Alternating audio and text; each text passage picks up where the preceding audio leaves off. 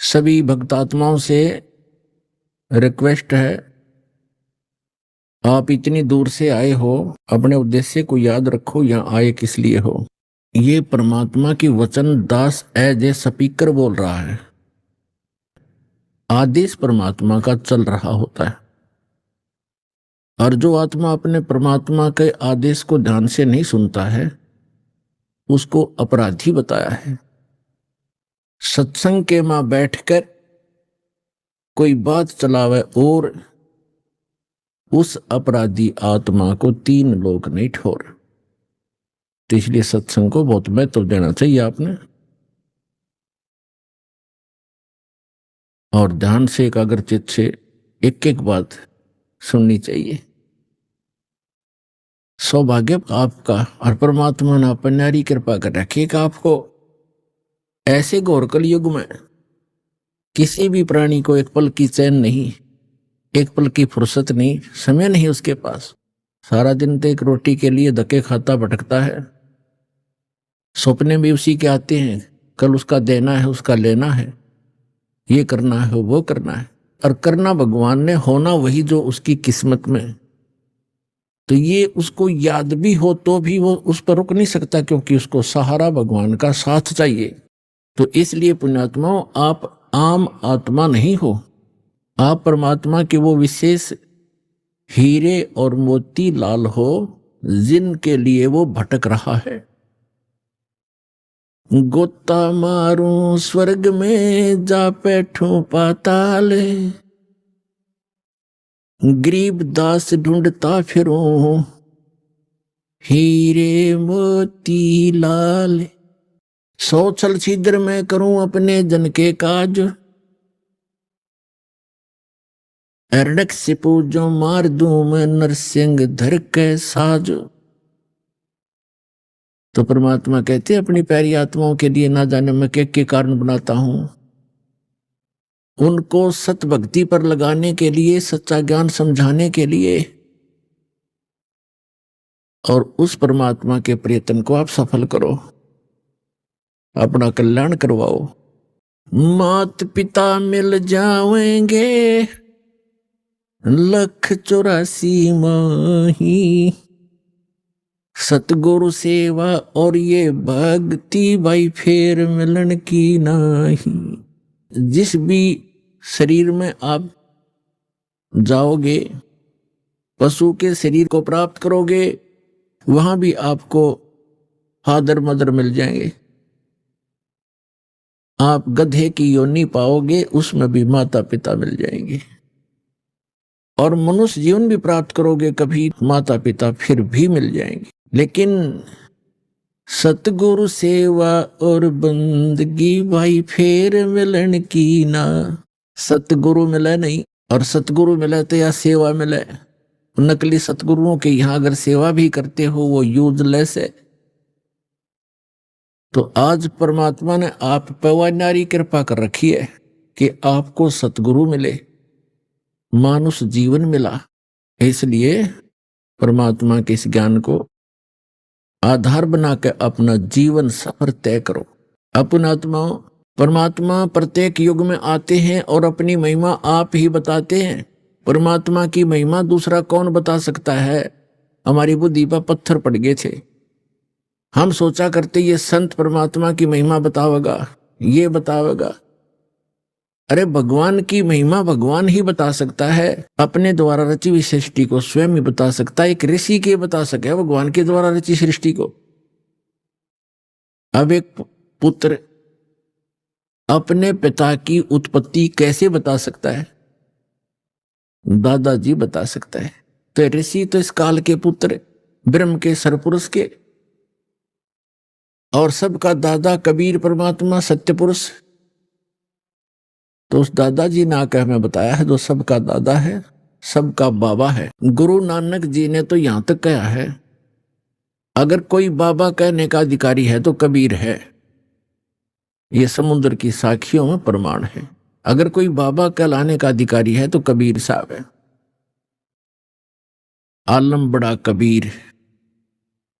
तो पुण्यात्मा, सौभाग्य आपका, आपको ये ज्ञान सुनने को मिल रहा है। अभी तक तो आप अज्ञान से ठोक रखे थे। अब बताओ हम क्या साधना करते थे हिंदू धर्म के अंदर जन्म लेके। इन काल के ऋषि महर्षियों आचार्यों और शंकराचार्यों द्वारा दिए गए ज्ञान के आधार से हम कौन सी पूजाएं किया करते थे, आप सभी को मालूम है। ये दास भी वो भुगत भोगी है। कुछ तो देखम देखा, कुछ परंपरागत साधनाएं और कुछ किसी सिर फिरे संत ऋषि के ज्ञान विचार सुनकर, पुस्तक पढ़कर या किसी भाई साथी बहन सहेली से सुनकर हम वही क्रियाएं करने लग जाते थे। कोई गोवर्धन की फेरी के लिए कहता, हम वहां भी चले जाते। कोई अमरनाथ के दर्शन के लिए प्रेरित करता, हम तैयार हो जाते, क्योंकि हमें भगवान की आवश्यकता थी। और कोई पंथ केदार के लिए प्रेरित करता, उन 5 केदारों के भी दर्शन के लिए जाते। कोई पशुपति नाथ के लिए कहता, हम नेपाल भी जाते। कोई सोमवार का व्रत बताता तो हम वो भी करते। कोई मंगलवार के लिए प्रेरित करता, हम मंगलवार का व्रत भी प्रारंभ कर देते। पुण्यात्माओं, हमें अध्यात्म ज्ञान नहीं था, यह लोक वेद था। तो परमेश्वर ने स्वयं आकर के एक संत भक्त, और परमेश्वर तो वो थे ही, और एक सतगुरु, इन सब की भूमिका की। जब आदरणीय स्वामी रामानंद जी परमात्मा को देखा सतलोक के अंदर, और फिर वापस देखा वहीं अपने सामने बैठे उस बालक रूप में, तब कहा था, दोहू ठौर है एक तू, भया एक से दो, और गरीबदास हम कारणे तुम आए हो मगजो। तुम साहेब तुम संत हो, और तुम सतगुर तुम हंस, गरीबदास तेरे रूप बिना और न दूजा अंश। बोलत रामानंद जी सुनो कबीर करतार, गरीबदास सब रूप के तुम ही सृजनहार। मैं भक्त मुक्त भया और भरम कर्म कियो नाश, गरीबदास निज ब्रह्म तुम, मुझे हो गया दृढ़ विश्वास। तो परमात्मा के विषय में कहा स्वामी जी ने, स्वामी रामानंद जी ने, कि तुम साहेब, साहेब माने परमात्मा, जैसे आपको डेफिनेशन ऑफ गॉड सुनाई थी प्रथम दिन। तुम साहेब, साहेब माने परमात्मा, सर्वश्रेष्ठ प्रभु। वैसे तो साहेब हम सभी का साथ लगाते हैं, जैसे तहसीलदार साहब, एसडीएम साहब, डिप्टी कमिश्नर साहब, कमिश्नर साहब, मंत्री साहब और प्रधानमंत्री साहब और मुख्यमंत्री साहब, ये सारे साहब हैं। लेकिन इन फैक्ट जब साहब पूछेंगे कि सुप्रीम कौन है, तो प्रधानमंत्री और उसके बाद माननीय राष्ट्रपति, ये हमारे साहब हैं, वो हैं असली साहब। तो इसी प्रकार ये अन्य देव जो हैं, श्री ब्रह्मा, श्री विष्णु, श्री शिव जी, ये एक विभाग के मंत्री एक ब्रह्मांड के अंदर ओनली। जैसे कोई राज्य का मंत्री हो और उसको हम प्रधानमंत्री की संज्ञा देते हैं, उसकी उपमा देते हैं, तो हमारी वो अज्ञानता का प्रतीक है, वो सच्चाई नहीं। तो यहां क्या बताते हैं, तुम साहेब तुम संत हो, तुम सतगुरु तुम हंस। सतगुरु भी आप ही हो, यथार्थ ज्ञान देने वाले, और तुम हंस। एक भक्त का रोल, यानी एक भक्त ने कैसे रहना चाहिए, कैसी उसकी दिनचर्या हो, कैसा व्यवहार हो, कैसे उसका आचरण हो, कैसी बोली हो, और कैसे वो रह रहा हो, कैसे निर्वाह करता हो, उसके लिए परमात्मा कहते हैं, राज्य क्रमता राम की, रजा धरे जो शीस, दास गरीब दरस परस दिन बैठे जगदीश। कि जो परमात्मा ने आपके प्रारब्ध में लिख दिया, उसके आधार से आप जीना सीखो।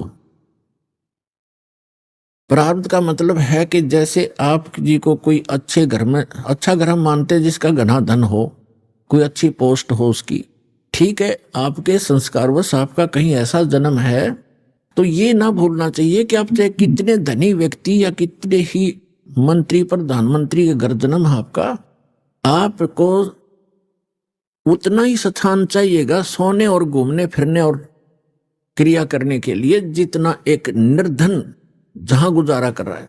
एक मकान में 20 कक्ष हो ऊपर नीचे, तो उस व्यक्ति ने एक ही कक्ष में, एक रूम में एक तख्त पर, बिल पलंग पर, उतने स्थान पर टाइम पास करना है, तो परमात्मा ने हर तरह से हमें समझाने की चेष्टा की है। और परमात्मा पाने के लिए किसी को ये भ्रम हो कि धनी लोग जो घना दान धर्म करते हैं और उच्च जाति के हैं, पहले ये भ्रमना, ये भ्रांति बहुत ज्यादा थी कि ब्राह्मण लोग ही मोक्ष प्राप्ति करते हैं, यही ऋषि महर्षि बनते हैं, इनके वंशज ही ऋषि महर्षि बनते हैं। तो परमात्मा ने ये सारी फड़क निकाली थी, ये सारी भ्रांतियां निवारण करने के लिए एक गरीब जुल्हे की भूमिका की थी कि परमात्मा के भक्त को घड़ी आवश्यकता नहीं होती, और जब आवश्यकता होती है तो परमात्मा से वो छुपा नहीं होता, उसको सब पता होता है। जैसे हम कथाएं सुना करते थे, अब तो आपको ज्ञान हो गया है कि परमात्मा जो परमेश्वर है वही सब कुछ करता है। कबीर साहब ही सब दुख दूर करता है, लेकिन हम जिस भी इष्ट की स्तुति जहां बोल रही होती है, हम सभी उसकी पूजा करते हैं और मानते रहते हैं कि ये हमें सुख दे रहा है, और सब कुछ कर रहा होता है कबीर भगवान, क्योंकि वो ही गीता अध्याय नंबर 15 के श्लोक नंबर 16 और 17 में 3 पुरुष हैं, क्षर पुरुष और अक्षर पुरुष। इनके विषय में बताया कि ये खुद विनाशवान है, इनके अंतर्गत जितने प्राणी वो विनाशवान है। उत्तम पुरुष है तू अन्य 17वें श्लोक में कहा, और ये लोग तेरे अविश्य विवर्ती अवैश्वर है, वही सबका धारण पोषण करने वाला है, वो परम अक्षर ब्रह्म। इन दोनों से न्यारा सरपुरुष तो ये ब्रह्म है जो गीता का ज्ञान देता श्री कृष्ण में प्रवेश करेगा। सरपुरुष जो है इसको सरब्रह्म भी कहते हैं, ज्योति निरंजन काल भी कहते हैं।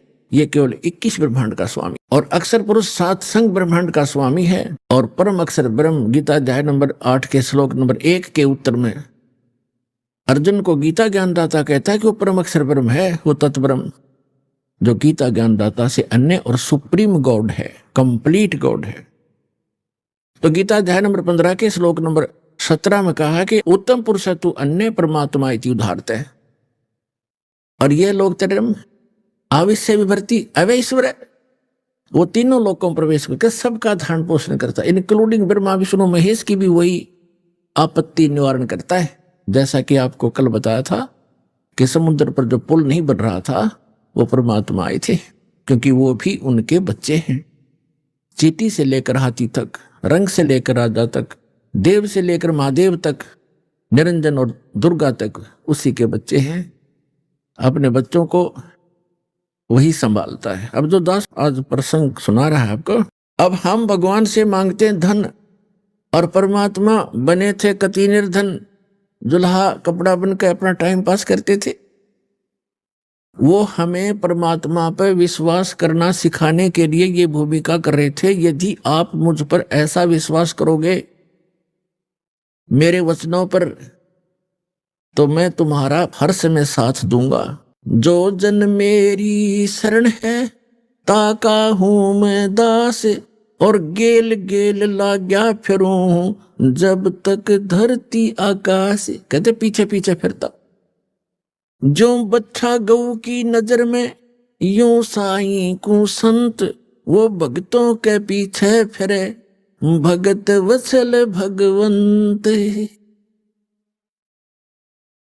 अब दास ने आपको बताया कि जब आप परमात्मा पर निर्भर हो जाओगे उस समय परमात्मा कहते हैं यदि आपको किसी वस्तु की आवश्यकता होगी तो मैं आपसे दूर नहीं, क्योंकि मुझे सारा पता है आपको किस समय किस वस्तु की आवश्यकता पड़ेगी। परमात्मा कहते हैं कि जिन तुम पे और मन में नहीं विश्वास, परमात्मा का विश्वास नहीं तो व्हाट इज यूज, उस भक्ति का यूज नहीं है।